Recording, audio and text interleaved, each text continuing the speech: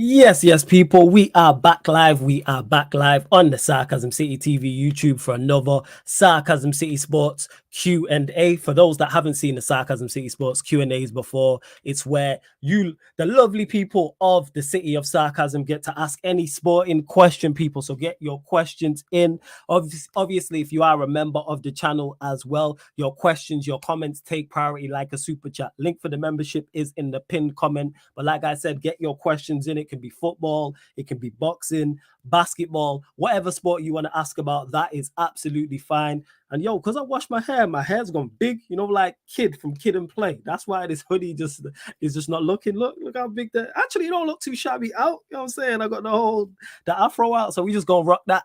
But yes, love to everyone who is currently locked in. Big up Lewis for the raid. I'm not sure who else raided as well. And big news has broke tonight. Big news has broke tonight. Chelsea bid for ROMEO LAVIA, Harry Maguire to West Ham close as well. So I'm sure we'll get questions on those things. But please bump up the likes. Bump up the likes expeditiously. Don't know how many likes we're on. Make sure you share this across all of the socials as well. And on top of those two things, make sure you subscribe to the channel Sarcasm City TV as well. My light Prime is in the building as well. Yes, Prime, what are you telling me? You good? Yes, I'm good. What's up, everyone? Yeah, man. Bless up. Oh, yeah, you said who and what is Kid and Play. So Kid and Play is an old, like, 90s, you know what I'm saying? Black film, I should say. And like Kid and Play, one of the guys, he had like the two famous guys, but one of them had like a big afro, kind of like they used to call him like a razor head. So that's what it looked like he had the whole block thing going on in it. So that's who. Man showing my age in it, because even Kid and Play is like slightly before my time. So yeah, that's if you type in Kid and Play, it will pop up like on Google or on like a YouTube or certain like famous scenes and stuff like that. But yeah, man, large up to everyone in the chat as well. I know we pushed this stream back. That's because we was running pro clubs. That's what it was. We were trying to go for the title. So that's what it is. And I know and we won it. So big up to everyone that was locked in on the Twitch 2-time. Big up to Adam, I see you, Shakar, Jesse, CAA, Mafia as well. Who else is saying big up Ashley as well, Harlane, Don Dada, of course, Black Diamond in the building, my G Eddie, plus more as well. Eddie says there are pastors, there are saints, and then there are men at the highest level of integrity like David Moyes. You're a joke, man. Big up to Johnny Hill says, hey Flawless, if Lavia joins Chelsea, then surely you don't see Liverpool finishing above us, right? If they're going into the season with Curtis Jones as their DM. Here's the thing that people are forgetting about Liverpool. As much as it pains me to admit it, they have a better attack than everybody not named Manchester City. They have a better attack than Chelsea. They have a better attack than Manchester United. I believe they have a better attack than Arsenal. I'm saying, when I say that, I'm talking overall. Forget just front three for front three. Because people say, oh, Saka, Martinelli, Jesus. They have goals. They have creativity. Salah's guaranteed 25 league goals in the Premier League by himself. That's not taken into consideration a Gakpo, a Diaz. Who else am I forgetting in their attack? Jota. Like, they have and Nunes, as much as we don't like him. All them players I just mentioned, bar Diaz, I would say get 10. Actually, even Diaz, if he plays enough games, will all get bare minimum 10 goals. I can't say that about Chelsea's attack. Arsenal's attack outside of Saka and Martinelli, outside of Chelsea's attack. Yes, they have issues. That's why they won't win the league. But they'll just shoot teams. They'll score goals. And that's even forgetting McAllister, Szoboszlai in terms of the creativity, Robertson, Trent, Thiago. And I'm sure there's players I've forgotten as well. But big up to Ahmed in the cut. Big up to Timo in the cut as well. Ahmed, what are you telling me? You good? I'm doing amazing. Sensational as usual. Love that. Love that. Timo, what are you telling me? You blessed? Yeah, all good. I'm a bit. It's all right now. That's cool. No stress. So yeah, with Liverpool, it's like, trust me, I want you lot to win that game on Sunday. I'm saying, I'm Chelsea through and through that Sunday for that 90 minutes. I want you lot to win. Chelsea. Yeah, like I want you lot to win. I can't stand Liverpool. I might not like Chelsea, but it's kind of like enemy of my enemy is my friend, and we have all the same. What'd you say, bro? Chelsea. Yo, you're breaking up. Jump out and jump back in. The thing is like at the moment, I think we're the favorite. Yo, you're breaking up, Prime. You're breaking up. Big up to Matthew as well every single time. Big up Tyrell Gunner. I see you, United for life. All the new people joining, all the regulars as well. Flawless, out of all the 4 centre backs we're linked with, what one would you want the most? So I'm guessing this is Pavard, Tadibo. You'll have to give me the other 2. Who are the other 2 we've been linked with? You'll have to let me know, Matthew. Tapsoba. Yeah. Tapsoba's another one. Yeah. Jean-Claire. You know what I'm saying? Malang Sarr. Let's not forget Malang Sarr too, yeah. Do we actually get linked with Malang Sarr? Are you just running bunts? This guy, yo. I think he's just running bunts. This guy. Why would we get linked with a left-footed centre-back? This guy, Egypt. So, yeah, Matthew, you'll have to let me know the 4 centre-backs and I'll get to this. And again, members, I will star your question. I'll get to it if you are a member of the channel. Big up to YG who says, come on, we go and won the league. Yes, for those that don't know, we just won the league for a second time on Pro Club. So that's where we was at as well. Big up to Eddie, says the Somali Elton John in the building. I like the frames, though. You know what I'm saying? I'm wearing the frames today, man. You know what I'm saying? It's red. You know what I'm saying? The Red Devils, these red guys in Liverpool couldn't do it. So I'm wearing red for them, you know what I'm saying? Because that's all I'm seeing. They're all seeing red. I'm not seeing red, you know what I'm saying? I'm just here to symbolize it for them. All right. Cool. Big up to Bombastic. That's what I call you. Flawless thoughts on Manchester United challenging for the title. We ain't challenging for the title. Yeah, we can't score enough goals. United challenging, man. United challenging, bro. They got Hoyland up front. Okay. So to challenge. Yeah, see, he just running bants. And this is what I keep saying to people, whether it's this Chelsea guy being a joker, whether it's Matisse, whether it's somebody else, we do not create and score enough goals. You need 90 goals to go and challenge for a league title. Is this team getting 90 goals? We scored 58. So someone tell me where all the extra goals is coming from. I keep saying this. Someone tell me where all these extra goals is coming from. It's only 32 more, bro. It's only 32 more, man. Man said only 32 goals. Your team. Wait. You said only 32 goals. Your team scored 38 goals last season, so you ain't the guy to be talking about goals. Listen, what are we talking about? Man, 32 goals, man. Can I be honest? Like, yeah, go on. I can't believe I'm saying this. Go on, Timo. I can see us scoring 60 this season. You lot scoring 60? Yeah, that makes sense. Yeah. That makes sense. I hear that. I can see that. But my point is, he said he's talking about challenging. You need 90 goals to challenge. I think Arsenal got 88. He's talking about Man. No, we can't challenge. We're miles away from Man City. They just signed Gvardiol, for God's sake. Mm-hmm. Yeah, no one's close to City, man. Let's not lie to ourselves here, guys. Yeah, and to Jason who says flawless is a different season, bro. Let's wait and see. Yeah, we will wait and see. But I'm answering the question. If everyone had this thought process, we would never answer any questions. He asked me a question, I answered. Because if we signed Kylian Mbappe, Vinicius Jr. and Vinicius Jr. tomorrow, and I said, yeah, we're going to score 100 goals this season, everybody would believe me. What are we talking about? What I'm saying? What are we talking about? Yeah, man, we need Vinny Jr. to the bridge, man. Vinny Jr. to, you know what I mean? Vinny Jr. I thought it was Mbappe to the bridge or Neymar to the bridge. No, one of those two. No, man. Hey, Eddie, shout out to Kobe Bryant. He's going to get a statue. Love that. Is he actually going to get a statue? Yeah, 24. I fucks with that. Love that, man. Love that. Someone deserves a statue. It's definitely him. So yeah, with the wait and see, like I said, I'm just giving my opinions on Manchester United. And like I've stated before, I like our team. I love the manager. We've improved, definitely. Improved the first 11, improved the squad overall. The departures have been phenomenal. Add Maguire into that mix, exceptional. That further backs up what I've already been seeing this summer. I love it. But where's the creating? Who's creating for us? I'm saying who's creating, who's scoring goals, and who's creating? Mason Mount, Bruno Fernandes. You got careers, bro. You got Santorini. You know what I'm saying? There's a Santorini can do some cooking. Come on, bro, man. You got careers. This guy's a dickhead. You know? You got careers, bro. Listen, man. Listen, second, man. And listen, for Me United, at minimum second, if not, it should be aiming for top, man. That's what I'm saying, bro. You know what I'm saying? Like, no excuses for United, man. No excuses. I have no excuses for United, man. The pressure will be on Ten Hag this season more than last season. Of course, the pressure's on him because he's Manchester United manager. You are under immense pressure. No. It's not even just the United pressure. That was on him from last season. The pressure now is you've now paid a lot of the big bucks now, in my opinion. You know what I mean? You've brought in a lot of the players now that you want. The club is really doing what they want, what you want them to do for you. The majority of these players are now your players. It's time to cook, big man. You know what I mean? Especially at United. The thing of you at Liverpool with Klopp, you had some level of levity where the players were coming in a slow amount of batches. Whereas for him, this season, it seems there's a lot of players that he wants coming in already, basically, essentially. If you're trying to be... Let me get to this quick. I'm going to get to a couple comments as well. Yeah. But I see what people are doing and they're trying it. Like I said, because people rivals don't rate our attack but expect us to challenge. Rivals don't rate our team, but wait, let me land. Rivals don't rate our team, people, but expect us to challenge. Rivals wouldn't switch their managers for ours, but expect us to challenge. Don't fall for the bait. And I'm not falling for the bait. Matisse said it on the last Battle of the North. Yes, I'm building up Manchester United to tear them down. I'm just not falling for the fuckeries. Matthew says to Debo, Pavard, Tapsoba, and Gray, he are the 4 I've seen us linked with. As long as it's not Pavard, I'm good. Because to Debo, I've heard good things about. Pavard's pretty decent CB. I'm not even like joking. Right, can you speak to me often enough? We stream almost every day. What do I want in the vast majority of the players I ask for?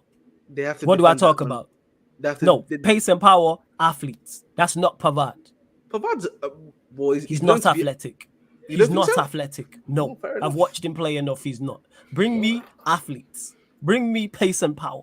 That's what I need, base. And then we get to the rest of everything else. But yeah, in regards to Tadibo, I've heard good things. Tapsoba and Guehi, I don't know enough about to really state whether it's not. But I'd be happy with any of those 3, bar Pavard. And just quickly as well, because I love how people are doing this. Because EE says you got 160 million on the right wing, no excuses, flawless from EE. Did Ten Hag did not sign Sancho. So why Sancho is being put on Ten Hag, I don't understand. And Matisse tried this same shit. Oh, you spent so much money in the past 4 or 5 years. I'm never going to do the money. Let me land. You know what I'm saying? Oh, he spent so much money in the last 4 or 5 years. Why are we putting money Ten Hag didn't spend on him? This makes no sense. That is fair. That's what it is. No, and also as well, fair, go ahead, with the Anthony thing as well, he's not allowed to make mistakes. How come the great Pep, who people call, you just want to treble, people are saying he's the greatest of all time, he's allowed to make mistakes? So why can't my manager make mistakes? Why does every signing we make have to hit? Well, he gets Calvin Phillips, he gets an Alito, he gets a Claudio Bravo, but Ten Hag's nowhere near his level. Like, this is not what we do. This is not what we're doing before the season starts. So this whole thing about, there's no excuses. Nobody rates, no rivals don't rate our team, don't rate our manager, and wouldn't switch their team for ours. But don't expect their team to challenge, but expect ours to challenge. Make that make sense, people. Talk to an Arsenal fan. Wait. Talk to an Arsenal fan. They are not trading Arteta for Ten Hag. They are not trading our team for theirs. Chelsea finished 12th. Chelsea are not trading their manager for ours or their team for ours. In particular, if they do sign Lavia and Caicedo. Well, they signed both of them or others. Liverpool are not trading their team for ours or Klopp for Ten Hag. So don't be fooled. That's all I'm saying. And City, it goes without saying. Like, cut the shit. Because you lot don't you lot putting this, trying to put this major pressure on Manchester United, but don't put it on your own clubs. Let's see through the bullshit. Listen, you can't kid him. Opinions let's be fact, people. Opinions Ahmed is opinions Ahmed only. Listen. I didn't even did I say anything about you spend the money? Firstly, for I didn't say no. That wasn't at you. That wasn't no. That nothing I said there was at you. This is in particular talking to the chat. Yeah, you didn't say none of that. Otherwise, I would have said Ahmed. Try a lot here. No. I'm not trying that. I'm not trying. I step in and Ahmed's on the ropes, man. This is a regularity. You think you suck, Ahmed? Big up that, by the way. Cash money, Alam. One at a time. Yeah, Ahmed. I've been watching. You know what? I was watching the last few Q&As since the last time I was there. Every time I listen to you speak, every time you're trying to trigger flawless left, right, and center, don't ever try do something mad. The Sanchez-Lini thing was funny though. That made me laugh, yo. That made me laugh. The Sanchez-Lini thing was funny. I can't lie. You know, listen. You've been in this stream most of the times. Don't bite the bait. Don't. Why not? Hold on. What are you talking about? Go on, Alam. What are you telling me, man? For Tour, you can't tell us don't bite the bait, bro. You got baited on the Lewis stream and had people gassed for like a good minute. That hurt. This guy Flatur got baited by a fake account over Lavia talking about the bid is accepted. And everybody, he sent it to Lewis. Lewis put it on the stream. Everyone was gassed for a minute. And then somebody was like, yo. It was one time. And let me just get to this from one done. You says, I don't care who scores the goals, just win every fucking game. That's it. To win games, you need to score goals consistently. If you're going to win majority of 38 games, because you need probably about 31, 32 wins from 38, you're going to have to be scoring goals consistently. because your defense is going to concede even if your defense is exceptional. Eventually, they're going to concede. They're going to make mistakes during games. So that's all I'm saying is this whole thing, like I keep stating, and I see what people are doing. Like I say, go watch Battle of the North the past 2 weeks because Matisse legit said it on the stream last Monday. He said it this Monday just gone. I am building Manchester United up so I can tear them down. Against United fans, don't fall for the bait. I'm not going to fall for the bait because I've already said next season, yes, we legitimately need to challenge. But that's next season. Because like I said, people are trying to put these heavy expectations on Manchester United Football Club that they don't put on their own, but wouldn't trade their team for us, wouldn't trade their manager for us. So if we should challenge, they should challenge. So I'm talking about people saying United should challenge. Manchester United should challenge for the league. No, I don't. Bear in mind, you get no trophy for challenging either. But yeah, go on, bro. I don't believe you guys should because you don't have the squad in place ready to do that. Also, you said next season you're expecting to challenge, right? Yes. But surely that would change if your squad is not yet ready to challenge at that point. Then that's on Ten Hag because then you've then had 3 seasons and you would have spent, let's say he spends 250 more million next summer. That's then 650, 700. So even if I don't rate the team, you rate the team. Yeah. You've had enough time to rectify any mistakes in terms of your signings. Like I think he'll rectify Mount next summer. And then you've had time to get rid of everybody you don't want to get off. Not only is the 11 now yours, the bench is now yours. So therefore, if you spend 650, 700 million, we should not only legitimately challenge, be in it to win it. So if City fall off, we're there to capitalize and actually do it. I'm not fighting to be the bridesmaid. This whole fighting to be Luigi is not the way forward because there's no trophy for that. Some Arsenal fans gassed that up. Yeah, go on. I just think people who look at money being spent to equate quality, that doesn't always work out. Yeah, that's true. You know? That's true. But Chelsea's a living example of that. Hold. It's not even that. It's just like when people count poorly spent money in expectations, that's just kind of like it doesn't make any sense. Yeah, it's unnecessary banter. It's just about winning a point. There's no reality in it or like something actually worth talking about. Like talking about the money spent on the right wing, right? If everyone thinks the Sancho money is money poorly spent, why are we still adding that in the equation? Like, what's the point made from that? It's like the conversation I was having with a United fan last summer. In fact, when he was saying all the money Chelsea spent, Koulibaly, Sterling, should be going and winning the league. And I was saying, if our squad's not, as good as City, if we don't have a squad good enough to challenge for the league, why set us up for that expectation, knowing that we will fail? 100%. It's like all that money that got spent. People expect you just because your name is Chelsea or Man United, and as Flawless always says, you can't Man United your way to a title. It doesn't work like that. Facts. I think people do forget that as well, that we're Manchester United in name only. But Jazz is in the building. Cuz is in the building. Yes, Jazz, what are you telling me? You good?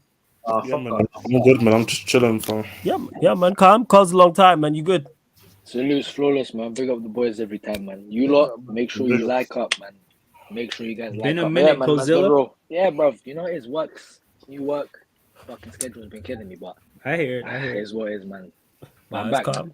No stress. Large of everyone in the chat. Over 160 people in the building right now. Let's get up to, we're only at 63 likes. Let's get up to 90 likes, people. Like check 1212. Let's hit that like button. Make sure you subscribe to the channel Sarcasm City TV as well. We have recently gone over 7,500 subscribers, so it is rolled to 8K. Make sure you subscribe to Ahmed's channel as well, the Bridge 258. Make sure you subscribe to Alam's channel as well, Toronto Hoop Talk. The links for both of those are underneath in this description and in every live stream as well. You can see all their channels. One of the months, both channels in 6 away the from comment 400, section. man. 6 away from 400. Yeah, you're gonna get that. Yeah. You're gonna get that today. 110% you will. So yeah, mods, please put both of those channels in the comment section, please, for me. And get your questions in, people. Of course, members, your time. If you're a member of the channel, your comment, your question takes priority like a super chat. So I'll get straight to your question as well. Matthew says, how many more L's Liverpool? 1 second.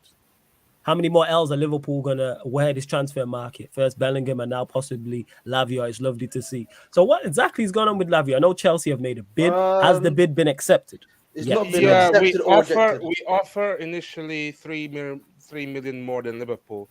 So they had so Liverpool initially was offered about 45 M, but We offer about 48, literally. Yeah, so Liverpool's third bid was 45. Southampton's asking price is 50. We bid 48. Right. And apparently 48 plus add-ons. There's add-ons that take it to 50. Cool. Yeah, go on, Ahmed. Yeah, pretty much. I think Victor said it literally. Yeah, and apparently it's not been accepted or rejected. So when I read the Athletic article, they said they only just received that Wednesday night. So we're gonna probably know by tomorrow morning if it's been accepted or rejected, or if it's like something like, okay, we see your bid. If you can go up by 1 million more, you've got the player essentially. So yeah, that's and good. I think what's happened. Go on. And what's happened, go. Essentially is. What the hell is that? Whoa, the hell is this? Oh, okay. What's happened essentially is that I was putting the stream on. My bad. Okay, bro. What's happened is essentially is that obviously Nkunku got ended until December. Some of the reports that are coming out now is that Chelsea are looking to essentially change to a 4-3-3 formation, and Tyler Adams apparently is set to come in for 20 million as well. And Fabrizio reported that we're about to put in a big bid tomorrow for Caicedo as well. So it's like it seems almost we're bringing in Caicedo, Lavia, and then Adams essentially. As the 260 million on midfield. You must. Anyhow, you motherfuckers get Caicedo and honestly, Lavia. Bro, I'm gonna be real. If that happens, yeah, that our midfield probably is number two in the league, in my opinion. Yo, can I relax, man. Rub it in the salt. Can I ask a question though? Can you? Go on, Jess. Go on, Jess. Answer the question. Yeah, go on. Let Jess cook. Go on, Jess. Just want to ask though, who's scoring the goals in the midfield? No one. Okay. So, bro, the reality is what I'm seeing is going to be literally. I've seen like midfield of what Caicedo, Enzo, and Lavia. It's a bad boy midfield still. Yeah,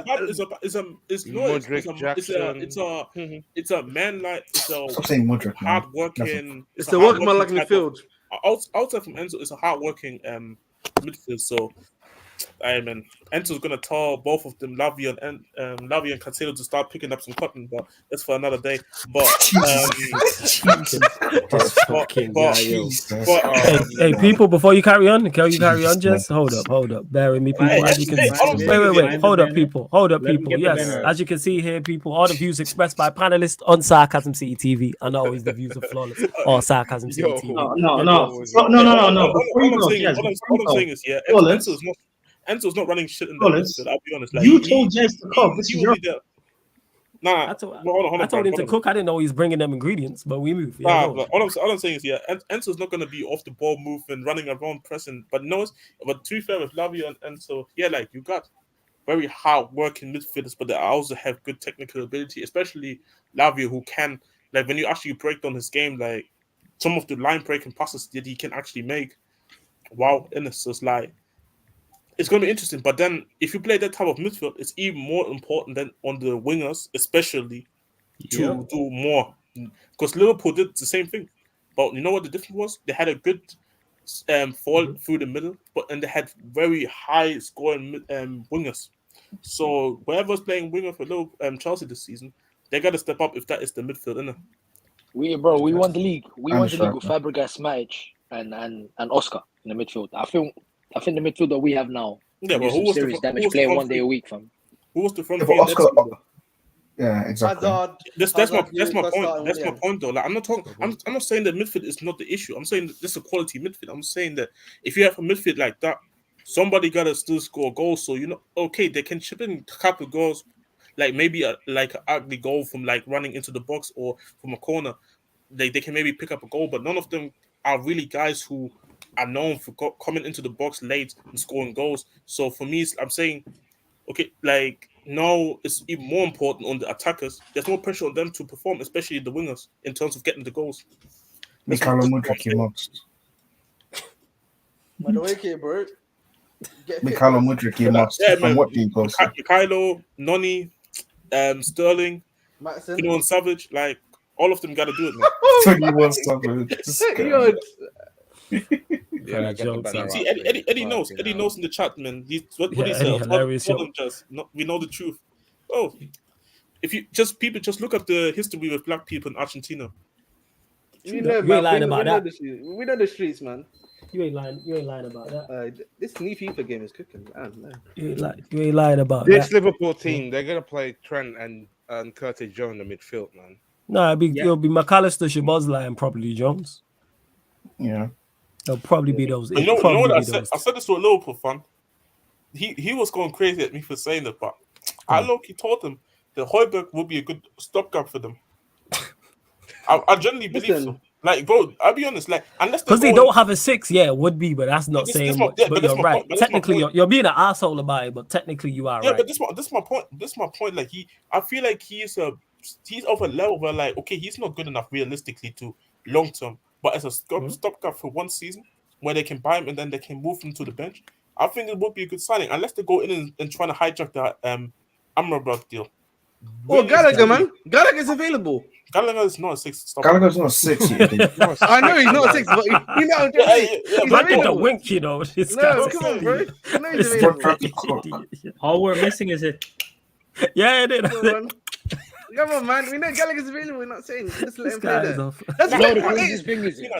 Kingsman 7. Højbjerg is not the fastest, I agree, but I don't think you need to be to play in this system for club. I don't think you need to be insanely fast or something like that. As long as you had an engine about you, it's okay, to be honest. And Højbjerg can win your ball. Like, it's just the issue is that he's not somebody you look at and say, oh, he should be starting for Liverpool. Like, realistically, they should replace him then within the season. But Liverpool did it to themselves, so no, you have to chase alternatives.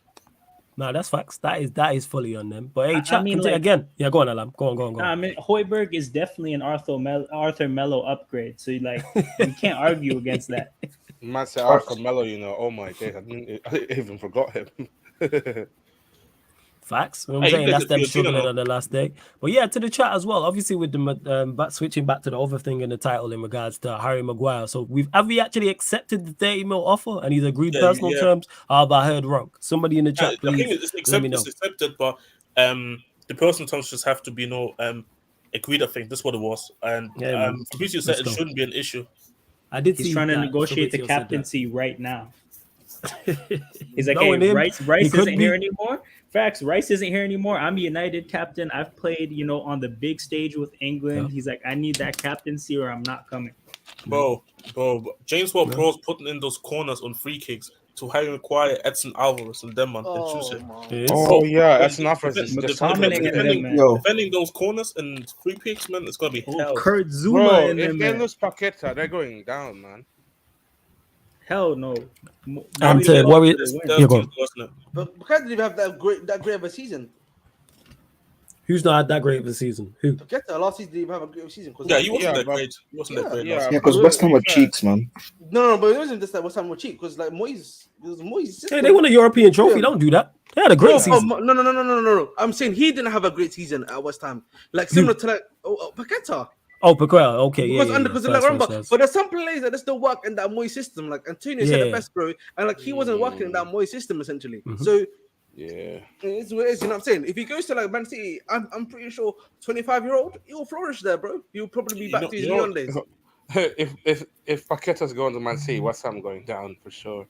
I don't think they'll go down because they'll be fighting relegation spot at least. Yeah, of course they're going to be there. Of course, with Paqueta they're going to be there. What's the difference? Yeah. You got it makes no difference, quite literally. I actually think cut that. What Ahmed said, I can't believe I'm saying this, was actually correct. It's about getting the right players for his system, and McTominay, Ward-Prowse, with all them 6 foot plus players that will be in the box. Like, you know how many they'll probably be highest in terms of set pieces, in terms of scoring goals and creating 110%. He knows what he's doing. Them teams that lacking size, man. Oh my days. He knows what he's doing. Like we bought a fucking 6'4" centre back, man. Fucking hell. And exactly, David Moyes, they won't get relegated. I think they'll be like higher mid-table. Yeah. Like also look at the guys that are on them. Luton Town probably is going to be going down. If you're being honest, Wolves are probably, I'm afraid to say this here, sadly, going to be going down to the other club. There's like Everton's available to go down. We did a Sheffield United. Didn't he sign Fellaini for United back in the day? He did sign Fellaini. Yeah, man.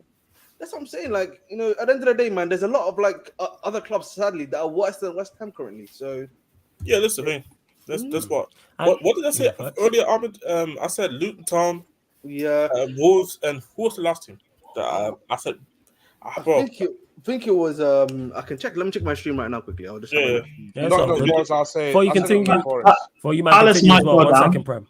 Yeah, Prime, 1 second before you continue. Big up to Steve Bernardi, who says, big up to the panel from USA and North Carolina. Great stream, guys. Hey, salute to you. We don't think we've ever had anyone in the chat from North Carolina. That's sick. Big up, man. Much appreciated, my guy. Much appreciated. Jess, did you say Sheffield?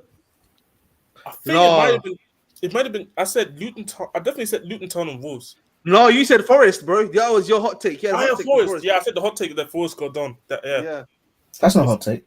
No, a lot of people don't think that Forest is not going to go down. Like, they feel like they're going to be down in the table, but they don't think they're going to go down. Like, I don't rate Forest, man. Like, you guys don't think them as well. Like, I feel like the manager also. I forgot the name again, but I feel like Steve Cooper.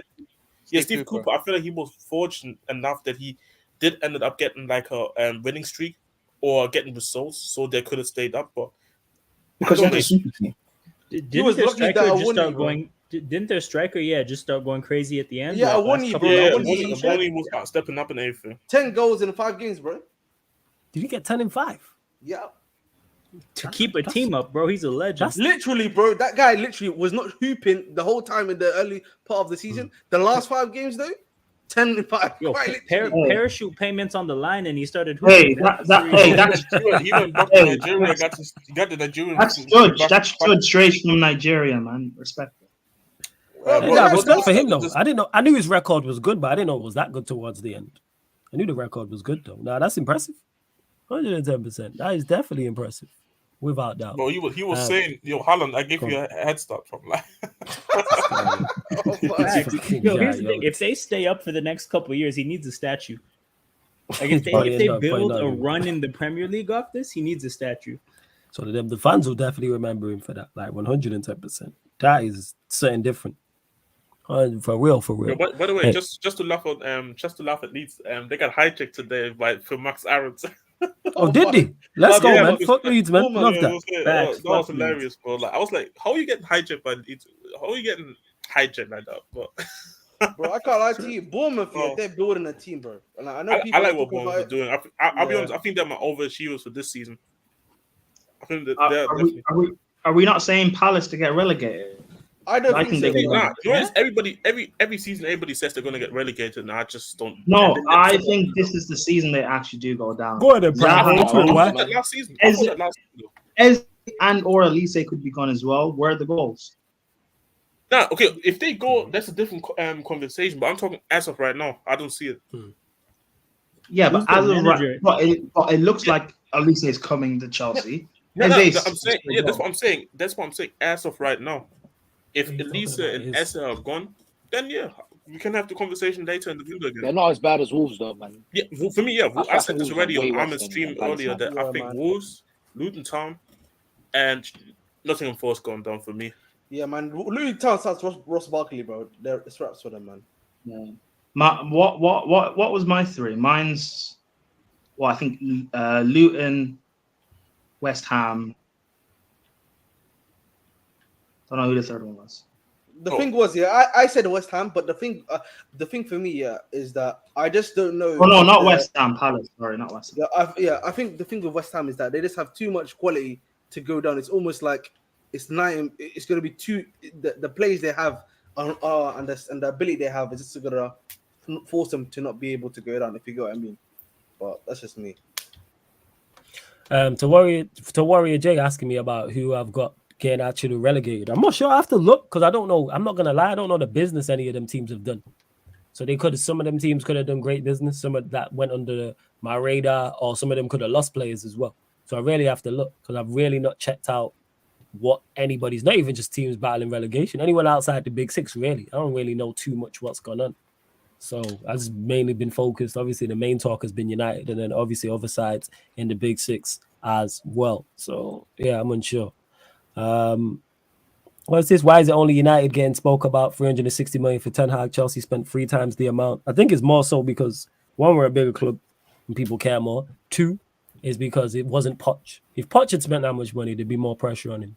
But I think also What's And helped the bars Chelsea? on the floor because you finished 12th as well. That's also why. I think And also because we sold a lot of players as well. That's the thing. I think that's something that's kind of helped us as well, because it's been like, oh, look, Chelsea selling players now and like everything. So it's just people forgetting what we brought. Why do United fans like bitch and moan and then compare themselves to what other clubs are?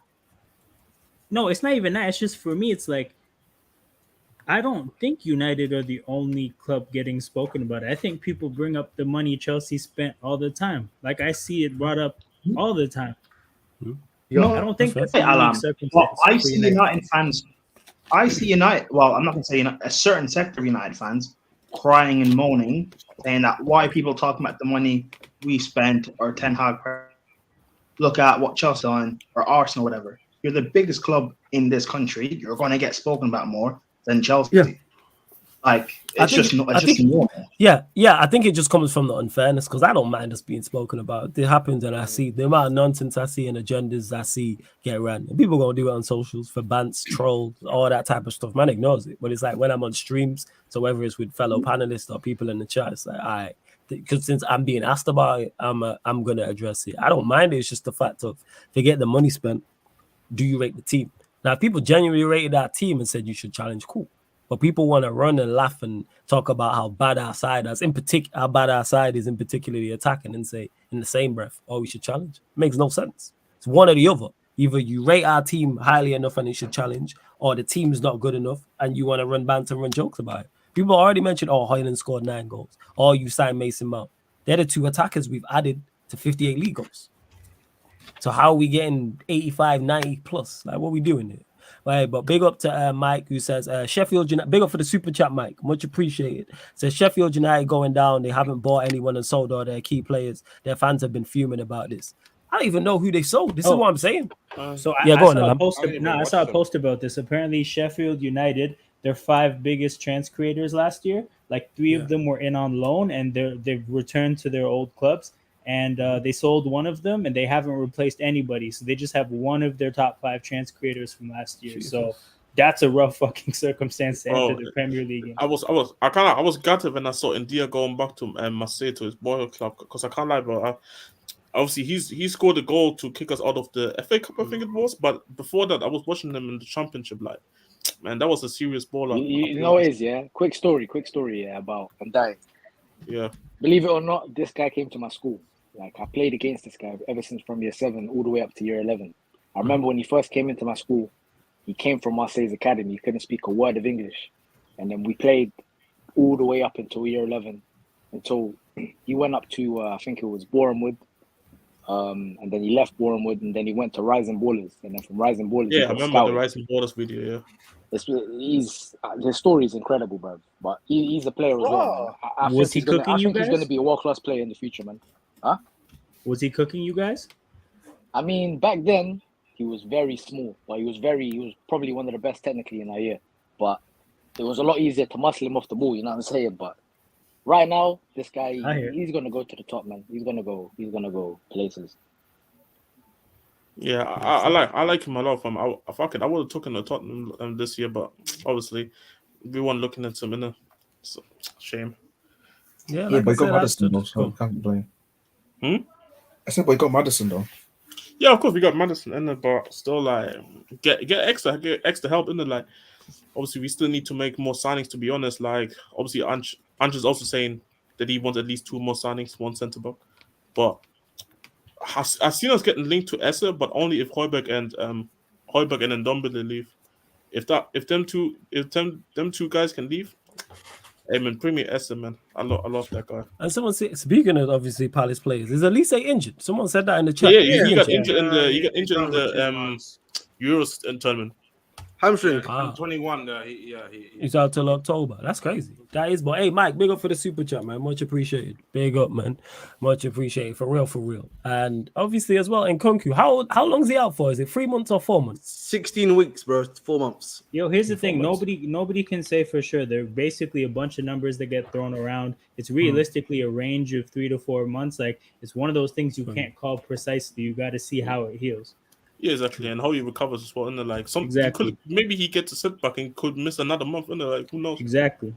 Maybe he's ahead of schedule. Or sometimes, ahead of schedule, exactly. That he could come back earlier. Like, who knows?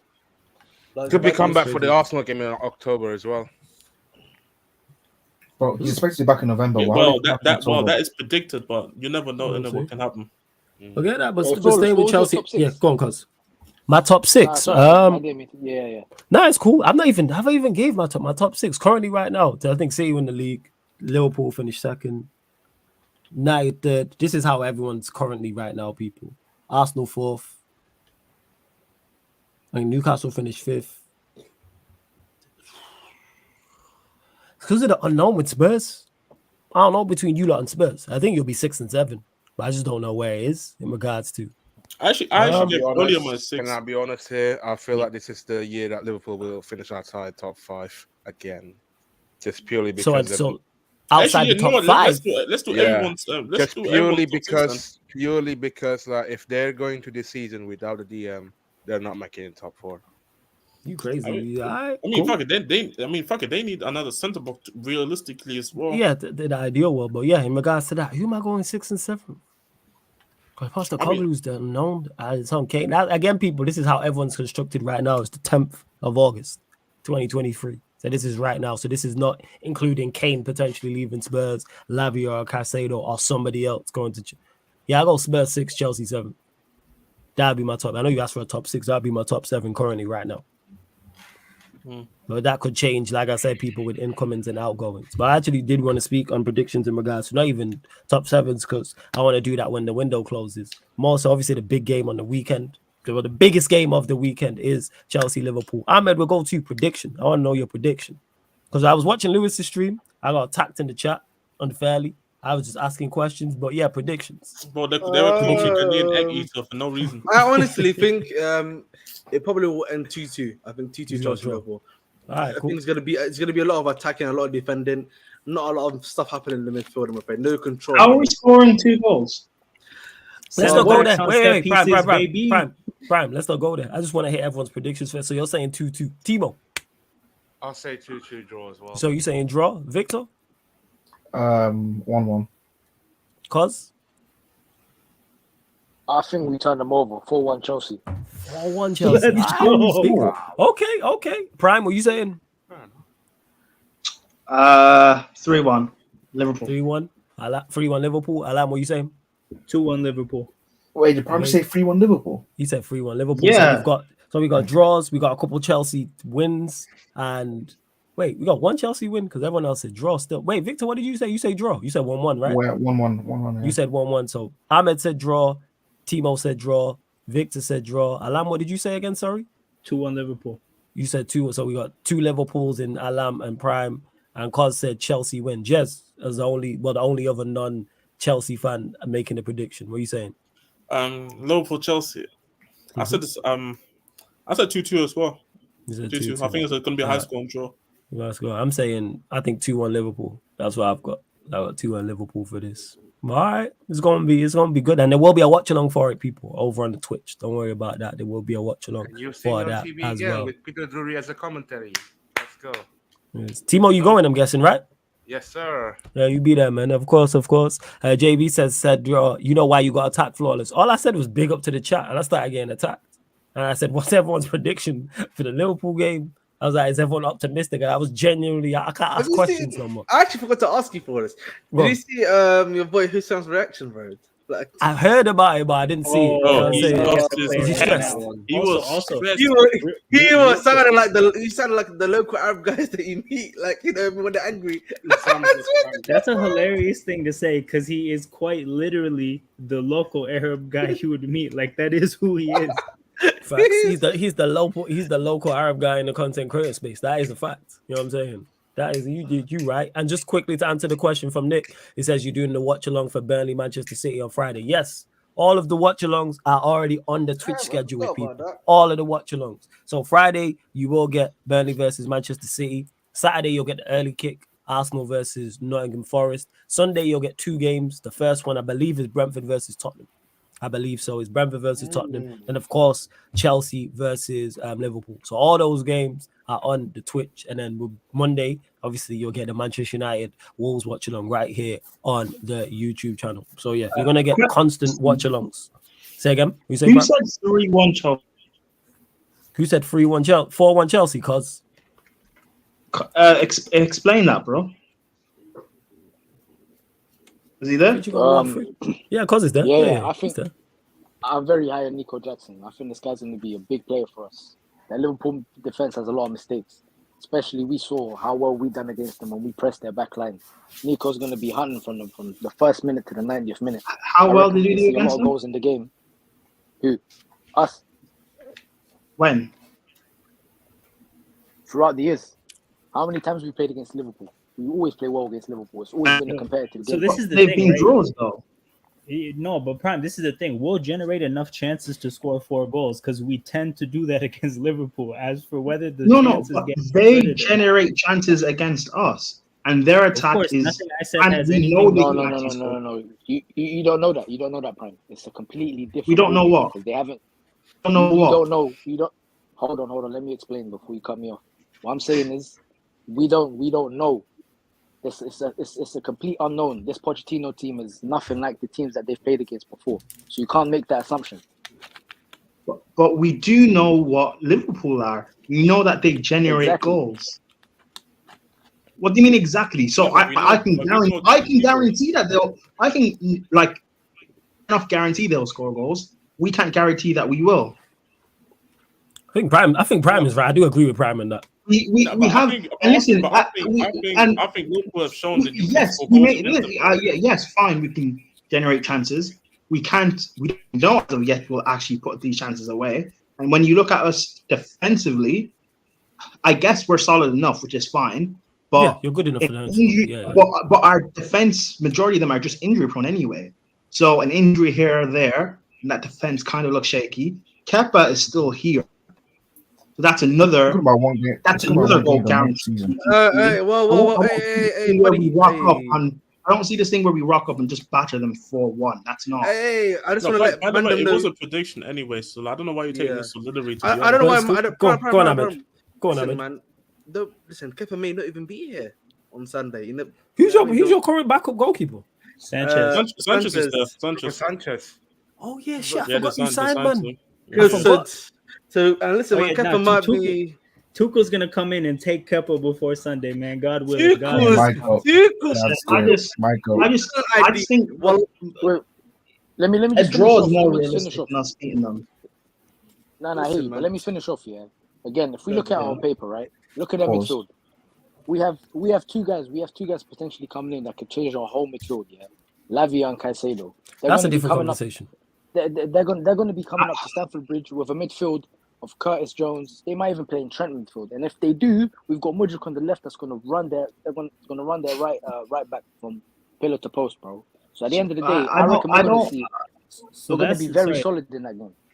Real quick, today is Thursday morning technically. Like we haven't signed either of those two players yet, and even if we do, I don't think they'll both start straight away on Sunday. So like if the same midfield problems that they have, we have that too. If we get the transfers done by Friday, they'll be confirmed to play. From what I read. That does change everything. No, but you say but it's also an if Liverpool can sign Lavia. So it's an if. Going off what we have right now, but midfield problems they have, we also have, if not worse. Okay, so for this argument's sake, I think Cos is coming from a perspective where he expects Lavia and Caicedo to be in, right, Cos? Yeah, exactly.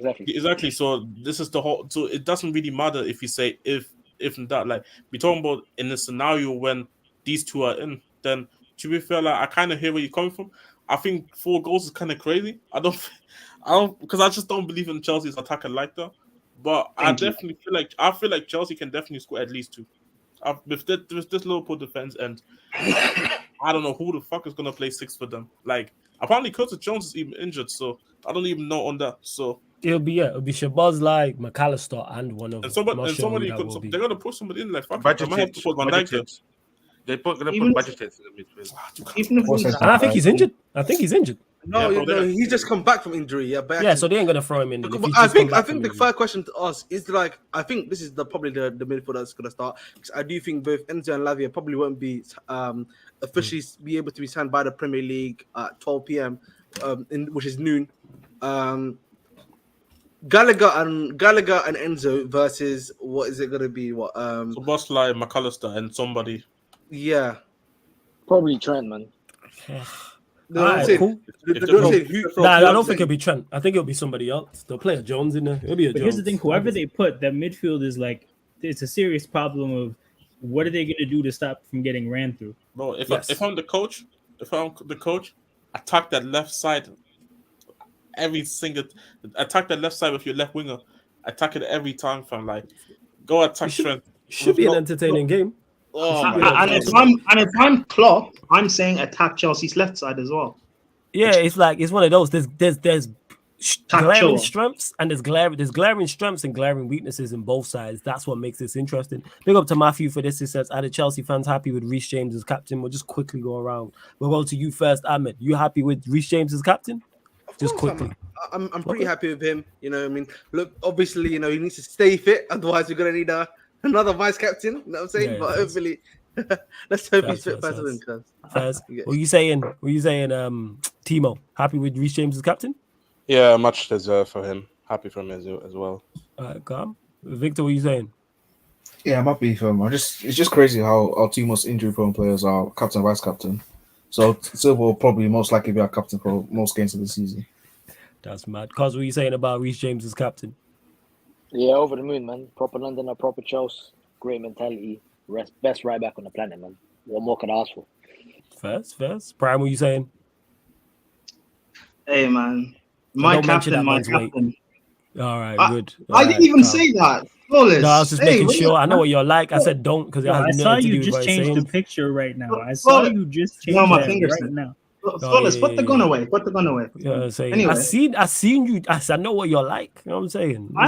Listen. Are you happy? So you happy? Yes or no? Are you happy with him as captain? Before I was really interrupted, yes, I'm captain. Good. I mean, he's gonna get his leg snapped 20 minutes into the Liverpool game, but as of right now, I am happy. It's been his dream. Right, cool. You know, best fullback in the world. All of that. Go on, Alam. What are you saying? Oh yeah, it's awesome. It's particularly good given the fact that, like, I'm sure Mount fans internally are like, this could have been him if he just stayed. Oh my god! But then they have to see Reece wearing it. It's great. I love it. Fast. And another question for Prime as well. This is from TJ. What up, TJ Warren? You said Chelsea fans. Are you a Chelsea fan? Hey, to be fair, exactly. That's why I did. Yeah, that's why I didn't ask you. TJ says, question for Prime: what areas of the pitch are Chelsea better than Liverpool? That's a good question. What areas of the pitch, Prime, do you think Chelsea are better than Liverpool? That's a good question. Probably right. Prime, you there? I actually think fullback. None. We've got better. We've got better right. We've got better right back. If you hold on. Is our defense better than theirs? That's an area. Okay, fine, possibly, but our centre backs are injury prone. Nah, but we're talking about right now. As currently, all your centre backs are fit. All their centre backs are fit. All right, so let's break this down. Yes, because everyone is currently fit apart of your centre backs, apart from Badia Shile. Am I correct in saying that? So talking about who's available. Returned to training too, I think. Oh, so he's returned. So yes, Prime, with all the fit available centre backs, I can't believe we got to break this down. You can tell the season's back. All the fit available centre backs Liverpool currently have and Chelsea currently have. Who do you think has the better centre backs, Chelsea or Liverpool? I think we're better. But okay, cool. Do you think you're a better overall? Do you think you're a better overall defensive unit? From a back five perspective, so you're four. From what I've seen from previous seasons, yeah. Okay, that's cool. Midfield? Do you think your midfield tops theirs?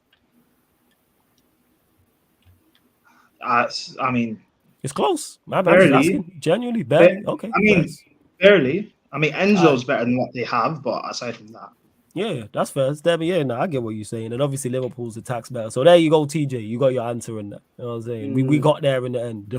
From a defensive standpoint. And midfield is close, but I would say that's fair. Liverpool have the better attack. Chelsea have the better defense, and the midfield is. The midfield is pending signings because both clubs it's are going to make a signing guarantee. Yeah. So it's I hate to say this. I hate to say this, but flawless. Even when I say our defense is better, that's like I would say that's mainly due to like Silva. Yeah, that's fair. I was saying but I agree. I think it's better. I think you have an overall better. I think your overall have a better defensive unit. I don't rate that mid guy, but the rest of it, like if again, going off how the game could be, Liverpool's attack against our. Yeah, but that's not what he asked. He asked just what areas of the pitch you think you're better. He didn't say versus. He was just saying what areas, and I think it's pretty obvious to most people that defensively Chelsea are better, offensively Liverpool are better, and the midfield is not really much. So that's what makes this game so intriguing. That the midfields are both need improving. Their attack's better, your defense is better. Which, like I said, that's why I'm genuinely looking forward to this game, to see how Chelsea look and see how Liverpool look as well. And to my guy who says, why is Núñez on the bench, by the way? On the bench, what do you mean? In what sense? Because he don't get in there front free. That's why he's not one of their best front free players. He's not shooting, man. He's not a good shooter. He's not a good enough shooter. Simple as Big that. up to Emmanuel. I see you in the chat, man. It's good to see you back in the chat. And yes, Matthew, I agree when you say, isn't it great to have football back and having proper debates again? Yeah, like that Q&A following. Actually, there won't even be a Q&A on that Sunday, but that Q&A like the Wednesday following is going to be amazing. 110%, despite the results. Of course you hope we lose. I'm just happy we're not playing terrorist football anymore. Like, I don't care if we lose, man. Yeah, I heard you lot are playing good football still. I did hear that. The funny thing is, the Barcelona game. Yeah, we lost the game 4-2. I mean, the same Shokers who let the goals in back and back again. But bro, I can't lie. The fact that we was playing the second string, the third string, and we were playing against Barca's first team, I was quite impressed, to be honest. So like, I see Ange can definitely do something for us, but like I said, man, just give it some time. Like, a lot of people look at us like, because nobody trusts the manager from Scotland, so nobody rates it. Like, if this was Nagelsmann right now, people were saying, "Oh, we're making top 4, top 5." But because Ange came from Scotland, people don't want to rate it in this. So, and he's Australian as well. So, hey man, you know what? I said this already. Like, let us work in peace, man. I don't care about people trying to talk about us. Like, I mean, that's fair though. He needs to prove himself. Is that not fair? No, I don't disagree. I don't disagree with that. My point is more that people want to just go back on from where he came from, other than actually knowing what he actually has done in terms of something. Because in my opinion, the things that he has done in his career, not a lot of managers are just going to do that, and you come and ended up in the Premier League. In my opinion, like, it's not a Steven Gerrard thing where, like, based on or a Lampard thing where you have connections, so you can just get anywhere because you have a big name. Like, he has done a lot in his career where I feel like he deserves a shot to be here, and of course he has to prove himself. I don't disagree. I don't disagree with that, but I feel like from a tactical standpoint, I believe that Ange's a very good manager. It's more about how can he adapt when his tactics don't work. Can you adapt to these things? Does he get the right players in the squad? Like, I don't. But from a tactical standpoint, in terms of how he wants to play football, I don't doubt him as a manager personally. I mean, and we'll see that now that he's at Spurs getting a chance. We'll see, but like, I don't know why you're comparing. Obviously, I don't know why you're with Ronaldo, man. Huh? No, but what do you say? I don't know why you're comparing Ronaldo. Man. No. I was saying, I didn't compare him. I didn't do that. Like, I was saying how if Nagelsmann was in, people would say how Tottenham was going to be in the top 4, top 5 challenging, but because of Ange, like, yeah, I know what you said. That's my point. Like, that's going based off the reputation of the manager. People believing that Nagelsmann can do something. But how do you know? You see how the team has been playing. So how do you know? Well, again, that's my point. Based off, that's kind of my point. Though, based off reputation, if people haven't things Ange's done, and it's been at lesser leagues, they're not gonna. Why should they just automatically leave without to an extent? No. My point, but then my point is based on your logic. Why has Conte finished with us 8th? Yeah, Conte didn't work out with you guys. That's my point. My thing is people don't take Conte. it's fine, but that doesn't then... People just want to go based on reputation, but reputation doesn't do shit for you. I'll be real. I don't care about... I'm not saying people should just go based on... Okay, yeah. Yes. I mean, yeah, that's all well and good, but like Ange, he's here, he's at Spurs, and he's going to have to prove that he is good enough to be at this level. Of course, and we will see in the light. For me, like I said, I have the confidence in the manager. I don't have the confidence in the squad, so I'm more laid back on the whole situation. Like I'm not even sitting here and saying give me Europe this season. I'm like, yo, install a style of play, let players settle in, because I can understand where we're at as a club. Like I don't look at my manager coming in and thinking they could achieve something crazy. Bro, like Arteta would say, they're in phase 1. I mean, pretty much. I mean, fuck it. Hey, we're not even phase 1. We're in phase 0. Phase 0. Hey, but large up everyone that is currently still tapped in, over 180 people in the building. Only at 95 likes though. Let's get into triple digits, people. Let's get up to 120 likes. Actually, hit that like button. Like check 1212. Let's hit that like button. Continue to get your questions in as well. It don't have to be on the topic of conversation that we've spoken about. It may be something else. Get your questions in particular members as well. If you're a member of the channel, I will start your question and I will get to it. It takes priority like a super chat. And of course, if you super chat, I'll get straight to your comment or question as well. Link for the membership is in the pinned comment. And don't forget, we're also available on audio platforms as well. SoundCloud, Spotify, iTunes, wherever you listen to podcasts, type in Sarcasm City TV, and this show and all the other shows on the channel here on the YouTube and on the Twitch will pop up. I will drop the links for those shortly. But yeah, get your questions in, people. Like I said, new season almost upon us. Yeah, go on, fam. Somebody said I'm impressed about losing in the chat or something. I'm not impressed about losing. I don't give a fuck about preseason results, unlike you guys in the chat. That's the reality. You guys care about if you lose 4-0 in the preseason game. I care about how it looks I care about what do we actually do on the pitch. And I mean, if you're offended in the chat, then hold that. I'll be real. I'll be so real. Yeah, serious. That's what I know exactly you were talking about. Question: excitement level for the first game of the season. Hey, Warrior J, I can't lie. I'm extremely excited for this season. I don't know if it's because there was no football over the summer, but I've missed it. You know what I'm saying? I have missed it. But that being said, ask me that 20 minutes into the United Wolves game when we friggin' a goal down or some bullshit. You know what I'm saying? If I actually missed it, but I'm playing terribly. But yeah, I'm genuinely looking forward to it because, like I've stated before, there's so much unknowns. Like City, if they've won the treble, they've signed Vardio, can they go again? That's not unknown, but it's a question people have. Liverpool, we've just spoken in depth in regards to their strengths, their weaknesses. Chelsea with Poch, like I know these new players, obviously a lot of departures. Manchester United, we've spent money. Our incomings, our departures as well. Arsenal, can they bounce back from bottling the league last season? Like the list goes on. How the Newcastle do? Kind of Brentford kick on? Kind of Villa kick on? So there's so much unknowns. You know what I'm saying? It really is. To Emmanuel Lucia's thoughts on Højlund being injury prone when we could have gotten Kane for another 30 million extra. This season is going to be another struggle season dependent on Rashford's goals. In regards to Højlund being injury prone, I don't know. I can't say he's injury prone because I've not checked his record. So in regards to what's going on with his back injury, if he misses a couple of weeks and he rests it and then he's back, I don't know. There's a lot of people talking without a lot of insight in regards to that. In regards to getting Kane for 30 million extra, I've said this before, it's a preference thing. I don't want Harry Kane at Manchester United.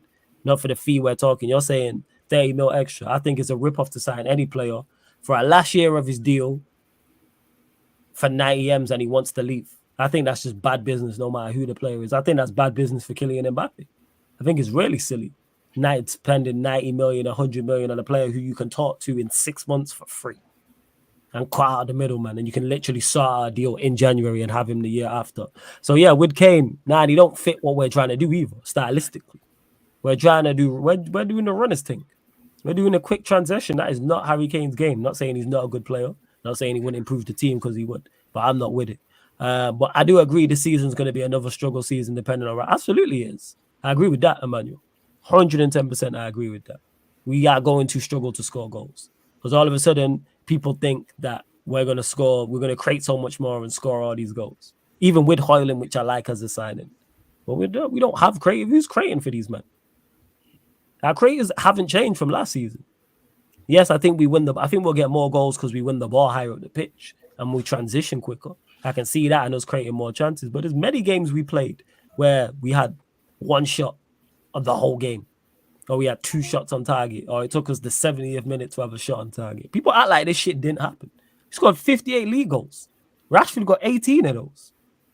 Take those 18 away. We're Chelsea from last season in terms of attack. People forget this. We scored 20 more goals than them.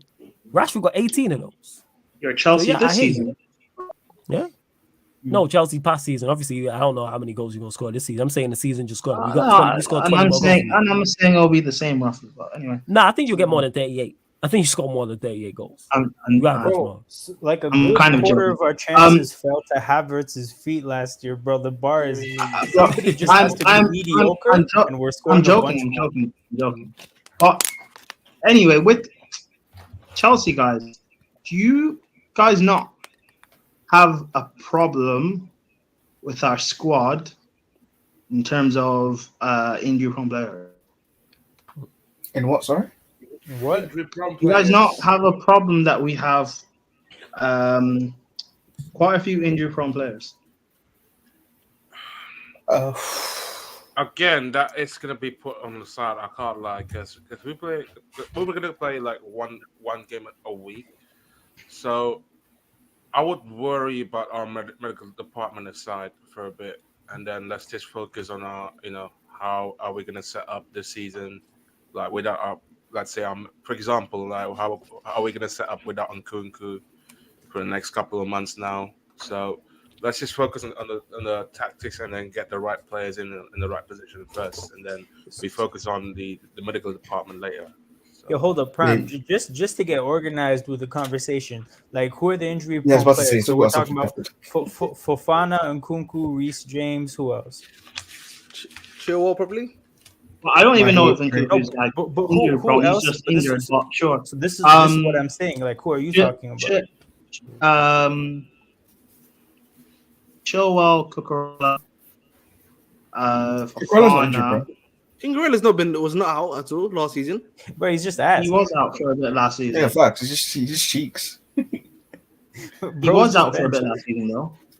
No, he was dropped, bro. He just cheeks. He was dropped, and he had personal issues. Remember?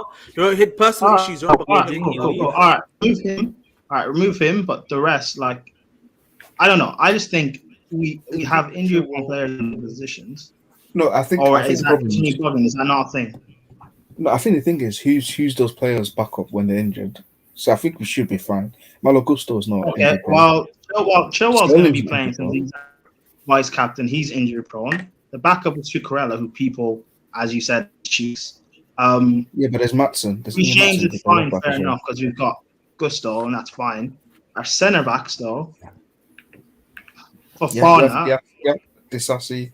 We have Badlish. I haven't watched Disasi. I can't talk on a talent level. Yo, Prime, okay. Jump out and jump back in. Your Wi-Fi is doing a mazzo. Jump out and jump back in. Don't talk this guy again. Okay, there's cable. There's Cole and Silva. Yo, 1 second.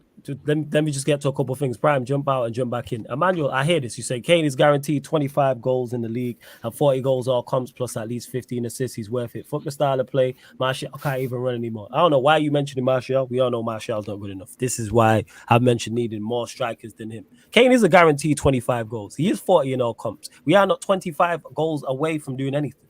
People act like he's the cherry on top of the cake. We do not have a cake. We have separate ingredients that we are trying to. He's the cherry on top. And in terms of fuck the style of play, that's how we've ended up in the mess we've had in the past 10 years. Is signing players just because of names. How can we say fuck the style of play? So he's bigger than the team then. So then what happens if he loses form? Then what happens if he gets injured? He don't fit what we're trying to do. That's just simply what it is. I'm not saying I wouldn't take him. I'd say I have him at Manchester. I've said this before. At Manchester United at the right price. 90 M's for a player in the last year of his deal is just stupid business. Don't care how good he is. Bear in mind, people love to forget he's been in a title race with a better side than the Manchester United side is currently constructed and failed against Leicester City. Jamie Vardy, Mahrez, Kante, and Claudio Ranieri. And the Spurs side he was in is currently better than the Manchester United side currently right now. And he was the main man and flopped. He's not moved the needle for Spurs. Win them something. Keep saying this. Same for England. How many times are we gonna see this guy on the big stage flop where we go? Something's not right. He's still flying. Uncomfortable conversations. How many times? I'm not hearing about though. If you're world class, let's hold him to world class standards. You're good enough. Telling me you can beat Leicester City to a league title, and you had the best side. Like, what are we talking about here? Whether it's Spurs, whether it's, and I'm not even saying win a league title, even though they should have won that one because they had the best side. I'm talking the FA Cup or League Cup, which he's good enough to. You don't need world class players to do that. So yeah, in regards to this, I'm not with the fuck the style. Kane can stay where he's at.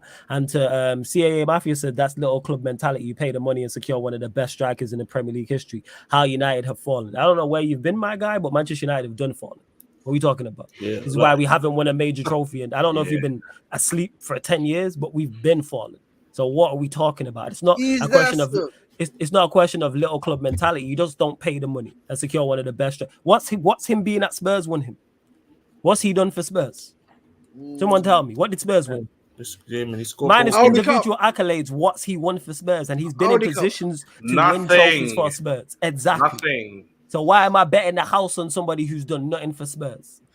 So well and good scoring goals and assists, but when you're in domestic cups, how come you did? I don't see you. How come when you're playing a bank average AC Milan side last season, I don't see you? How come? Somebody tell me these things. You're the best player on the pitch. It's the team fault, man. It's the team fault, man. It's the team's fault. It's in the fabric. Spursy. It's in the DNA. It's Levy. It's the grounds when the grass was too long. I'm saying the sky is too blue. The stadium looks like a toilet blue. The guy can score goals. The guy can score for fun in the Premier League like he wants to, but when it comes to a cup competition, the guy disappears like Casper the goals from. Like it is what it is from the guy. The guy's a good goal scorer, but I don't look at him as a guy that wins you the big trophies. Like, yeah, he can score goals, but. And to this, Emmanuel says, if we had Kane last season, we would have been where Arsenal were. Let's be real, finishing second is no good for me. Hey, so what use is that? Man. I don't celebrate finishing second. But this was the same guy who was calling me out earlier in the chat for saying that I enjoy losing from. It's the same guy who was saying, he's enjoying being second, man. Arsenal finished second. Like, so what? We would have finished. Well, we would have finished one more spot. And don't get me wrong, people. I rate Kane highly. I think he's world class. I think he's the second best striker in the league. I think he's one of the best strikers in Europe. So I'm holding him to them standards. And CAA Mafia, I agree with you. You're not new. Actually, you may be new here, so I take that back. Who's scoring more than 10 goals for United other than Rashford? This is what I've been banging on about for months. Sancho. The whole summer. Hey, you show up. The whole summer, I've been talking about this. I don't know if you was here, CAA. I don't know if you was here at the start when we were speaking about this, and I was talking about how people expect Manchester United to challenge. I was on Casually FC arguing this, saying I would not put money on any of our players bar Rashford getting double figures in the Premier League. We are short in goals, people, 110%. But you're not adding 25 goals to that, and then all of a sudden you win the league. I'm trying to compete to win. I'm not competing to be Arsenal. I'm not competing to finish. I'm not competing to be the bridesmaid. Can we win or can we not? I don't think we're a Harry Kane away. Højlund could LFC for the double. I'm excluding new signings. So I'm excluding Højlund. I do expect him to get double figures, yes. But even that's not enough. I don't think people realize we're still a way away and style of play matters. But people just want big names. Ahmed believes in Sancho more than flawless. We see it's because he's seen Chelsea wingers. That's what it is.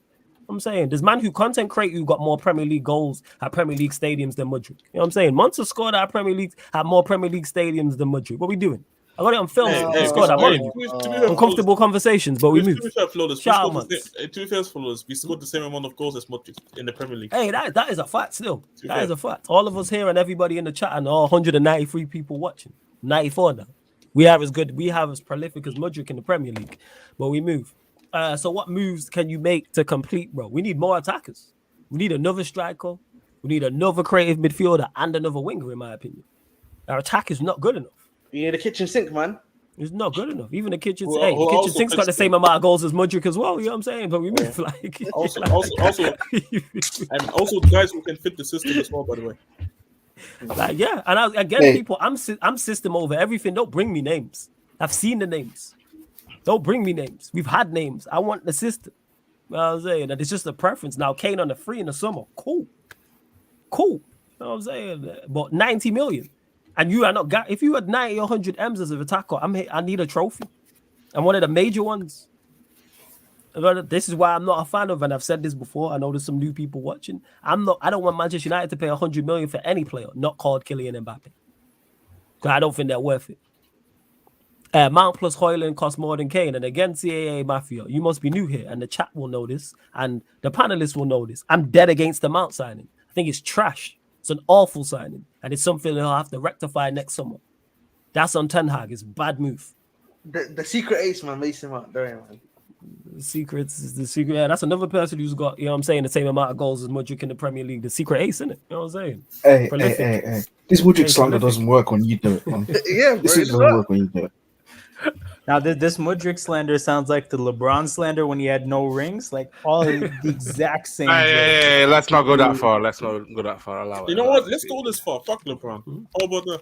Hey, 96 right? And quickly before it is to CAA Mafia again, the same thing who says Kane and Amrabat would have been a cheaper package than Mount and Højlund. I'm not with the Mount signing. I can't tell you enough. Amrabat I'm with. I don't like the Mount signing.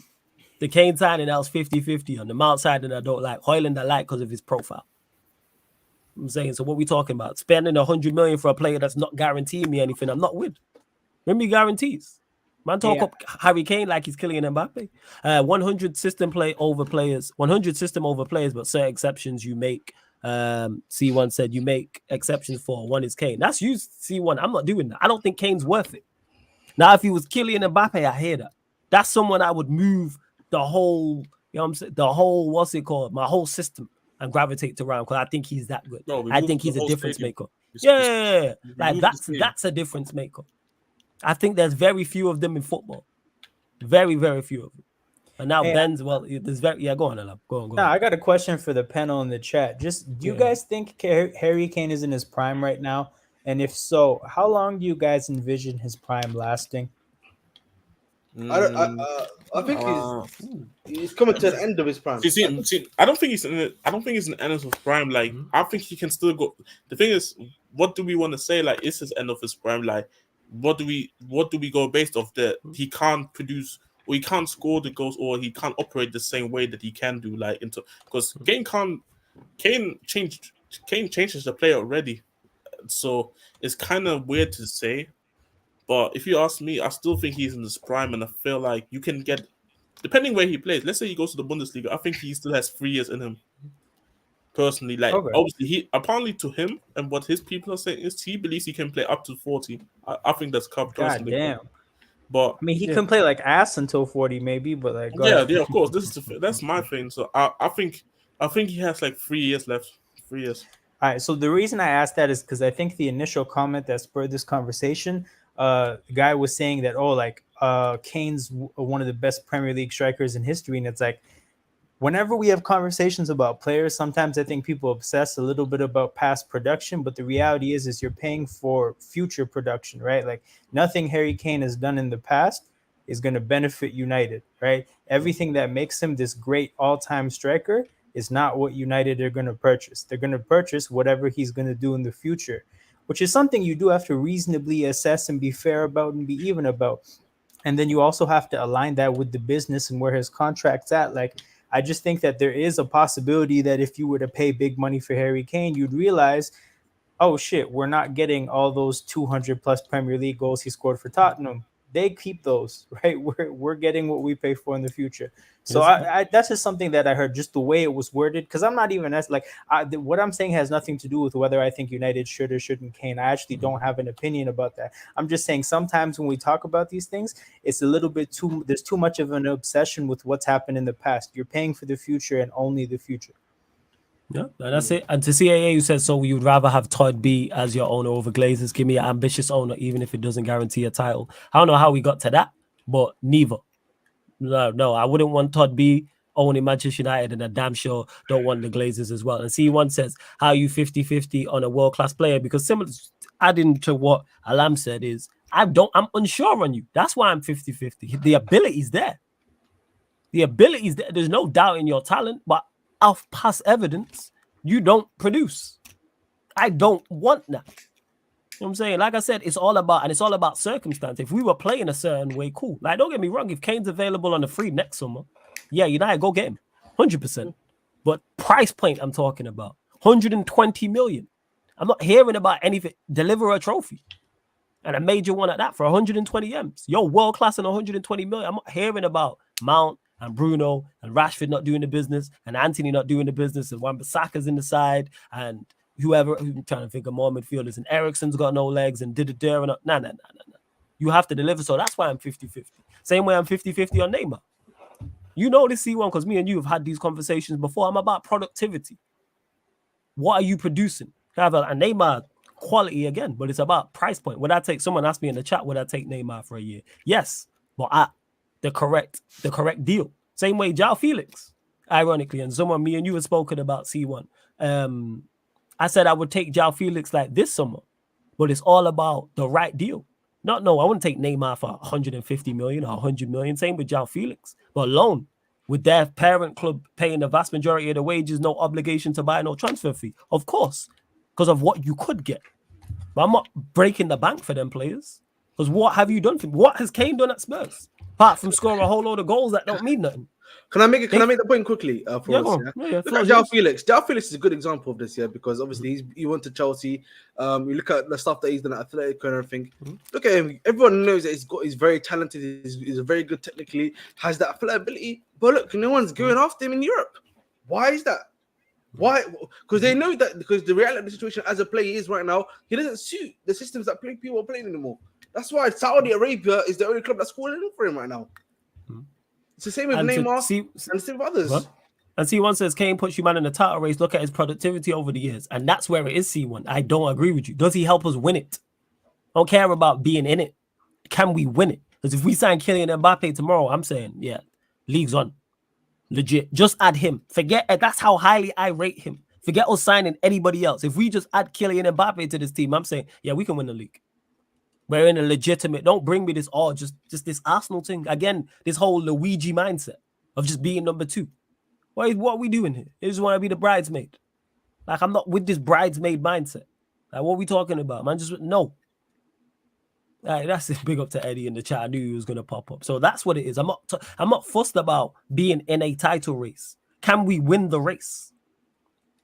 You can't use the productivity argument on Neymar, Kane, I'll be real. João Felix is a poor comparison. He hasn't done half the shit they've done. No. I'm just saying I doubt their productivity. I'm not comparing them. Of course, Neymar and Kane are much clearer of João Felix, but I'm just using those three players as an example. Three players who I rate very, very rate highly, in particular Kane and Neymar, but I have doubts. And if they were to come to Manchester United, it's about being the right deal for United. I'm not breaking the bank for them players. No. I'm not paying 120 million for Kane. I don't think he's worth it. Genuinely don't think he's worth it. Mbappe ain't winning the league. I have whatever you're having flawless. Like you said, we need to fix our defensive midfield. Again, got to listen. I never said we ain't. And I never said we are, sorry. Never did I say we sign Kylian Mbappe, we win the league. That's why we got to pay attention. I said it puts us in a genuine title race, in my opinion. We can. I legitimately don't think we can right now. Even with Harry Kane added to this team, I don't think we can. But if you add a Kylian Mbappe, I genuinely think he's that good to be a difference maker. Yes. It's very Van Persie-esque in terms of what he did. But that's just me. You lot continue to bump up the likes as well. Make sure you do so. To CAA Mafia says, if you add Kane, would Man United have a better team than Pochettino's Spurs? No, because we don't have their attackers. They would have Kane, they have a better Eriksen, and they have Dele Alli. They have, from fullback areas, Walker and Rose. So they have more crazy. In the midfield, also from Casemiro. Yeah, and then midfield, take Casemiro out. The only thing we can match them on is defense, is the centre backs. They're better everywhere else, individually and as a collective. And then even the centre backs, I think it's quite close, to be honest. It's not miles apart. I think ours are better currently, but it's not clear. I mean, for argument's sake, yeah, you can say that. Yeah. I'm not gonna be sitting here saying, but I don't think it's as far apart as people that would say, to be honest. Yeah, that's Toby and Jan was generally like a top. You can argue top 5 at that time in Europe, and Ramos was still around with Varane, and as such, like there were good partnerships in the world. So, but no, yeah. Our team was much better than this United team. Like, no chance I would swap the team. No chance. There's only very few teams I actually swapped the team for in terms of quality. Well, so yeah, just to answer your question, CAA, no. You know what I'm saying? Even adding Kane, our Manchester United team currently is not better than that Spurs side. Bear in mind, he's in a better side and he's not going up against the quality of opposition we're going up at. He went up against Leicester. This is treble winning Manchester City we're trying to chase. This ain't Claudio Ranieri with Danny Simpson, Robert Huth, and Wes Morgan at the back. No, It's a whole different conversation. And Emmanuel, you're not listening again because you said Kane also puts us in the title race. Tottenham have made Kane a laughing stock. Is very sad. No, again, you're not listening. No, it's we not didn't. about putting us in a title race. It's about, do I believe we can win it? So let me just clear this up. If we sign Harry Kane, I don't think we can win the league. If we sign Kylian Mbappe, I genuinely think we can win the league. That's the big difference. That's the huge difference. Yeah, go on. I know you're gonna get to the second part. So the second part about that. We made him a laughing stock. He signed a 6-year deal.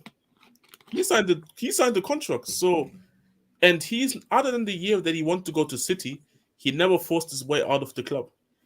Even this summer, Bayern Munich is putting all these bids in. He's not forcing the move. Yes, he's happy to go to Bayern Munich, but he's not forcing the move. He's happy to stay at Tottenham. So what the fuck you talking about? I'll be so real. Like, bro, guys are just waffling in the chat. Like, this is the reality, bro. Like, I don't know what it is. I know it's late.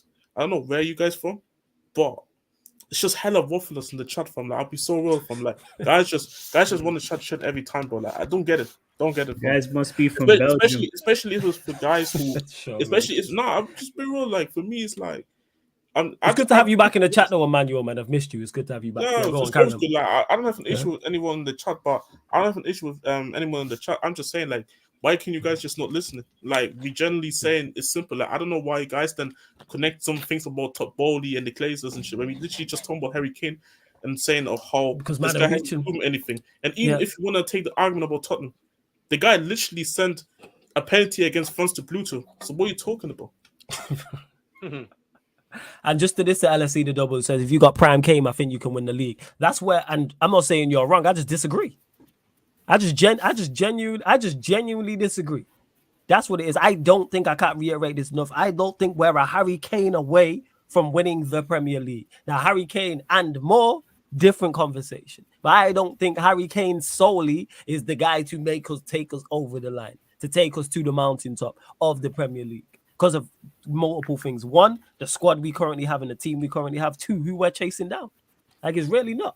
And again, because man always want to do this. CAA says, I don't think City are as strong as you making it seem this year. No, again, people not listening. I said City are a much better side than Leicester. Go and lie and tell me that Leicester side who win the league are better than the City side. If you get Amrabat and the Kane, you don't think you can win the league? No, C1. Because we still don't have enough goals and still enough creativity. Let's add Kane's goals. Let's say Kane gets 25 league goals. Let's say Rashford gets 20 goals. That's 45. We need 45 more to go and challenge and win the league legitimately. You need 90 goals because I still got like 88. Where are the other 45 goals coming from? Because I don't believe many. Because if he starts, Højlund may play out wide or Antony may start, for instance. Because if Kane wants to come in, where are the rest of these goals coming from? Where's the creative? Who's creating for these men? Tell me, C1. Who in our side is the creative sparks? Give me 4, 5, 6 names. Exactly, Timo. We don't have anybody. Double M. We don't have anyone. We just signed someone who has 8 open play assists in 4 years. We got Bruno Fernandes, who, all right, I'll give you Bruno Fernandes. Cool. He's one. Who else? Who are the creative sparks in our team who are taking us to 90 points? 90 plus goals? Who? Elanga. He's actually at Forest. We sold him. So shit. In your face. Yeah. Hey, man. Don't worry, man. Dalo's going to score 10. Who's the creative sparks? Someone let me know. Again, C1, I'm not saying you're wrong. I'm just saying, someone tell me. So, no, if we were to sign Amrabat and Kane, no, I don't think we can win the league because I don't rate our attack.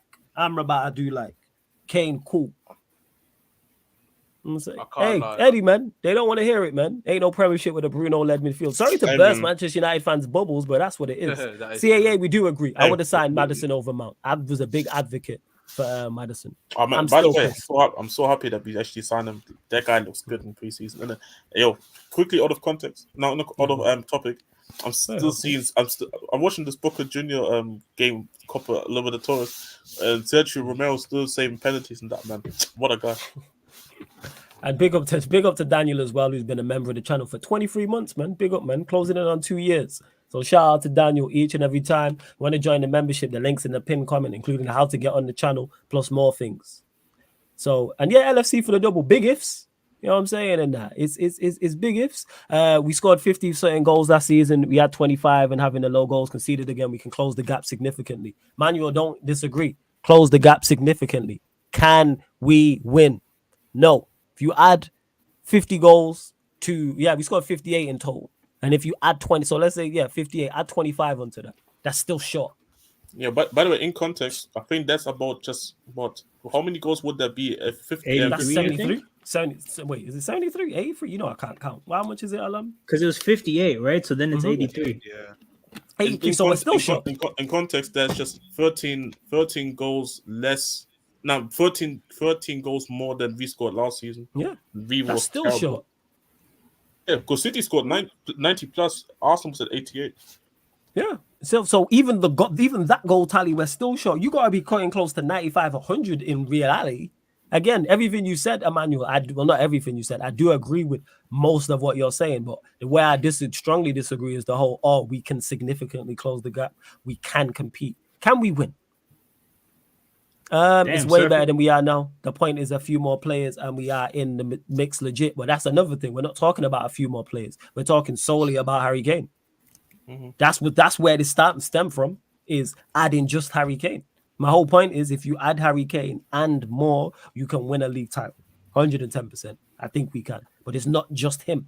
It's not, we just go spend 120 million on him and we're good. No. Big up Surfer as well, the joke, man. Big up Surfer. You know what I'm saying? Hey, you're a real one. I can't lie. Go on. Basketball World Cup starts in 2 weeks, man. I'm excited. Oh, is it? I might have to look into that still. Yes, sir. There's going to be coverage on my channel for that, by the way. Yeah, Canada played Germany. You know where to find it, people. And I did a watch along, and I'll be doing watch alongs for that tournament. I'll try to maybe do a preview, something like that. You might see Eddie on the channel for that because I know he taps into those kind of basketball games. But yeah, people, Toronto Hoop Talk, I'll drop the link in the channel. We got FIBA World Cup coverage going on, Sarcasm City style over there. So tap in. Make sure you head over there. Make sure. And now, Emmanuel, I hear you said I started with the Højlund signing saying we should have gotten Kane. But my point is, my overall point still stands. If we wouldn't have signed Højlund and signed Kane, I'd still be sat here saying the same things. All right, we've added 25 goals. Cool. We've added some more assists. Cool. We still need more than one creator, 2 creators. I'll give you Kane, I'll give you Bruno. We still need more creators and more. Why is it that we have 2 goal scorers in Rashford and Kane? We have 2 creators in Bruno and Kane. If you want to throw Rashford in the creator box 2. All right, cool. So that's 3. So we got 3 creators and 2 goal scorers. All right. So we're going to win the league with that. With City, you have 4, 5, 6 in each category. Liverpool, who have 3, 4, 5, 6 in each category. All right. I say, man, United fans are in for a rude awakening because this whole new season thing is crazy. Like this Newcastle smell. That's what it is, man. This positivity. And it's not just United fans. I've seen it from Chelsea fans. I've seen it from Arsenal fans. I've seen it from some Liverpool fans as well. Yeah, man, I'm seeing it. That's the team's like. People think what I was saying earlier about Ange here, that I was super positive. I mean, guys, by the way, go make sure you watch these Spurs, Chelsea, Man United shows. I was very negative on that stream, by the way, about the team. Like, I just have faith in the manager, but I don't believe in the team. So, nah. So yeah, like I don't get the see. You know what it is? It's new season, innit? Everybody just excited to see the teams play football again. Which I am. Until they realize, you know what? They realize, this could be either 10 months of good football and just happy vibes, or 10 months of pain. Like, hey man, but this is what football is about, man. Well, I hear you. And now, see, when I get this, he says, Flawless, I understand your side more than other people saying United can challenge, but I just believe you're underestimating the level raiser Kane is personally, but we have to agree to disagree on it. Now, I do agree with that in terms of us having to agree to disagree on it and be having him being a level raiser, we have it at different levels, but we're going to see, because he's going to get his move, it's looking like. Whether it's this summer or next summer, he's going to get his move. Go on. Apparently, it's not looking like he's leaving. Like, apparently, Bayern's putting another bid in. But Levy's apparently asking for more. I feel like he's just playing games with Bayern Munich. I feel like he's trying to push. But we play on Sunday. If Kane is not gone by then, he's not leaving this window, because Kane himself even is then just, you know what? I'm already played my first Premier League game. I'm not leaving. No, that's fair. Sorry, people. Continue to bump up the likes as well. Get your final few questions in. But yeah, people, that's just what it is. But we'll see with Kane, because you could be a Manchester United player this time next season. It could happen. If he stays at Spurs, even though I did initially expect him to sign a new deal, it seems he's going to leave, like whether it's this summer or on a free. Well, if he's on a free, we'll definitely put our hat in the ring. Oh, yeah, United will be there for that. Yeah. Would you be happy with that though? If you go and try get him on the free though at 32? Yeah, I think that's a bargain for someone of Harry Kane's ability on a free. You don't pass that. Yeah, it's a free. He's still gonna. Let's say he falls off, he's still guaranteed what 15 goals, 15 assists. Yeah, so you're still adding 30 GNA to your team for a free. It's like, the funny part because I did have the argument about why I still think Man United will go in for him even if Højlund has a good season because he's still Harry Kane at the end of the day. But obviously, do you want to pay Harry Kane 100 million? I mean, City did it with having 3 years left, and it wasn't enough. And City didn't have a striker, none at all. They went the season say, "Fuck it, we go over for false 9" because they didn't afford Kane was worth it to pay over 100 million. So, yeah, like about Kane as a player, like I said, I rate Kane highly in the life. For me, I just don't think he. You know what it is? Certain players, in my opinion, they're quality players, but they don't have it about him to actually be needle movers in it. And I feel like he's just one of them. I think he's just one of them where, like, okay, he can maybe help you win a trophy, but he's not the guy that is inspiring the team into winning that. Like, he's not the driving force of that. Yeah. I don't think he's like Lucas Moore had more clutch moments at Tottenham than him. Yeah. Like I said, it's more so him. It's like it's him and others. That's what it is. Like you add him and more. I'm like, all right, cool. Oh, yeah, him that and can more, work. of course, like, him and more. I'm like, anyway, yeah, I'm fully. Anyway, with that. about the centre backs, because now seeing the centre backs that you got linked with today, I feel like there's an idea that Ten Hag wants to play 3 of them and then have like change formation mid game. Oh, so have what, like a centre back playing at right back? Yeah, right back, yeah, and then maybe have that centre back then tuck in somebody inverting. Yeah, and then you have a back 3, and then maybe Shaw is more allowed to be going forward because at left back. Yeah, maybe it doesn't have to go and contribute. Shaw's good enough to invert still. That is one thing. If he does sign a centre back and he plays in that right back, Shaw's good enough to invert. Yeah, and you saw Malacia as well last season. He was inverting as well, so that was crazy. I seen Wan-Bissaka invert. I couldn't believe my eyes. Yeah, so I feel like he has the idea of that, to be honest. But out of the 3 centre back, I think I know the order. But you would, what order would you go with though?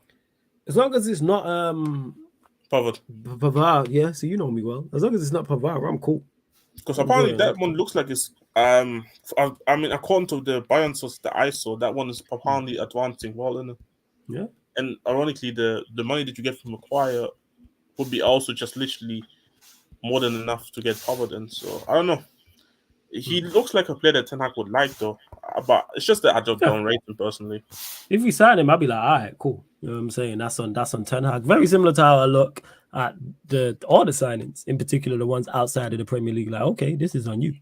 Like, that's how I'm really looking at it. But hey, man, large up to everyone in the chat as well. United create so many chances but don't finish. So I agree with Flawless. We won't win the league because of that. And even that, Matthew, I hear that. I don't think we create enough. I think there's certain games where we'll create a lot and we miss. But there's certain games I look at and I go, nah, that's not it. But yeah, Lissandro going into the midfield is a possible. If he does want to play it. So because then you could play Shaw, Varane, whoever the new centre back is, Martinez at left back, and then have him invert. And Martinez is good enough to do that. Maybe that's his thought process than actually signing an actual right back, which I would prefer. But hey, whatever Ten Hag wants to roll with, I'm with. Well, love to everyone who's locked in. Big up you lot. I've dropped all the audio links in the chat, all the links to all the audio. So SoundCloud, hit the follow button on there. Spotify, you lot have been following us on Spotify, so big up. Hit the follow button, 5-star us though. Please make sure you do so. iTunes as well. Make sure you 5-star us. I need to check the iTunes numbers and see if anyone's actually 5-starred us. Leave us a comment because this show, all the other shows are available on the audio-only platforms. So if you want to listen while you're cooking, while you're cleaning, driving, you might be at work, might be on your way to work, maybe traveling about, maybe in the gym, might be doing the team and you're on the way to the game and you're like, yo, let me just slam on the Sarcasm City podcast and see, Sarcasm City TV and see which shows I want to listen to. So they're all available, including the Q&A, all the other shows on the YouTube channel and all the shows on the Twitch as well. But big love, man. You lot, please continue to support in the manner in which you have is much, much, much appreciated. Make sure you subscribe to Alam's channel, Toronto Hoop Talk. I let him tell you lot again what he's got coming up. Make sure you subscribe to Ange's channel at the Bridge 258. And of course, the legend Carefree Lewis G. Subscribe to his channel as well. Make sure you do so. Hey, Emmanuel, man, I'm trying, man. I'm trying.